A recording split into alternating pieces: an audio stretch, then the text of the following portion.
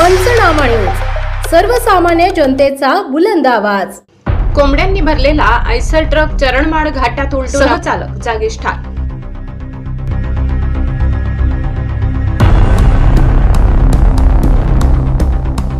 चरणमाळ घाट दुरुस्तीचा प्रश्न पुन्हा एकदा ऐरणीवर।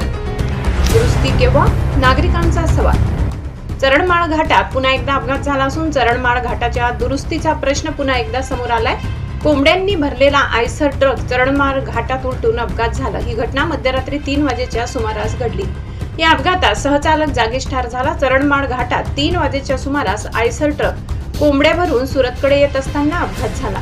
या अपघातात सहचालक दाबला गेल्याने त्याचा जागीच मृत्यू झाला, तर चालक किरकोळ जखमी झाले असून उपजिल्हा रुग्णालय येथे उपचार सुरू आहे। यावेळी जीवनधारा रुग्णवाहिकेची वेळीच मदत झाल्याने मृत्यू सहचालकाला शवविच्छेदनासाठी नवापूर येथे आणण्यात आले असून यावेळी पोलीस कर्मचारी कैलास तावडे, दिनेश पाटील, लाजरस गावी, बोरझर गावचे पोलीस पाटील यांनी मदत केली।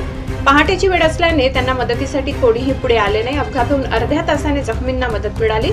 मध्यंतरी चरणमाळ घाटात अपघाताचे सत्र सुरू होते, त्यानंतर चरणमाळ घाट दुरुस्तीसाठी शासनातर्फे पाहणी करण्यात आली। लोकप्रतिनिधी यांनीही घटनास्थळी पाहणी केली आणि चरणमाळ घाट दुरुस्तीचा प्रश्न समोर आला तेव्हा घाट दुरुस्त होणार असे सांगितले जात असताना त्यानंतर हा प्रश्न हवेत उडून नंतर चरणमाळ घाट दुरुस्तीचा मुहूर्त सापडला नाही। पुन्हा एकदा चरणमाळ घाटाच्या दुरुस्तीचा प्रश्न ऐरणीवर आलाय।